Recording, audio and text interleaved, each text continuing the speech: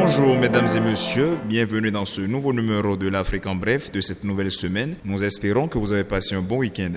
Commençons par la Guinée où l'actualité principale concerne le général Sadiba Coulibaly, ancien numéro 2 de la junte et ex-chef d'état-major de l'armée, récemment condamné pour désertion. Coulibaly, qui était chargé d'affaires à l'ambassade de Guinée à Cuba depuis 2023, a été arrêté le 4 juin avec 6 de ses gardes du corps pour un déplacement non autorisé. Il affirme être revenu en Guinée pour réclamer les salaires des personnels de l'ambassade. Le 14 juin, un tribunal militaire l'a condamné à 5 ans de prison pour désertion et détention illégale d'armes. Sa défense dénonce une machination jugeant le verdict fantaisiste et téléguidé. La condamnation a été suivie par sa rétrogradation au rang de colonel et son exclusion des effectifs de l'armée pour atteinte à la sûreté de l'État, inconduite et désertion.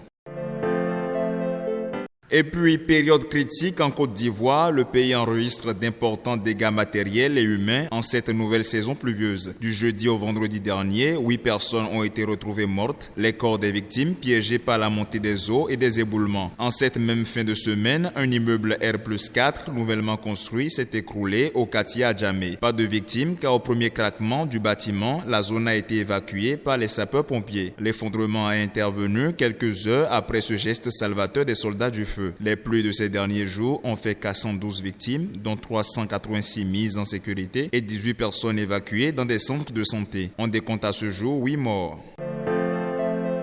Enfin, le pape François adresse un message à la communauté internationale et aux autorités de la République démocratique du Congo. Il s'agit d'une exhortation à mettre fin aux massacres qui se perpétuent dans le Nord Kivu. Nous continuons à recevoir des nouvelles douloureuses sur les combats et les massacres qui se déroulent dans la partie orientale du Congo. Je lance un appel aux autorités nationales et à la communauté internationale pour qu'elles fassent tout ce qui est possible pour arrêter la violence et protéger la vie des civils, a déclaré le souverain pontife quelques jours après de nouvelles attaques qui ont fait une dizaine de morts. Les autorités congolaises attribuent ces exactions aux militants alliés au groupe État islamique. Le bilan officiel est de 41 morts dans plusieurs villages de la province orientale du Nord Kivu. Mesdames et messieurs, ce sera tout pour ce numéro de l'Afrique en bref. À ce soir pour l'actualité au Bénin.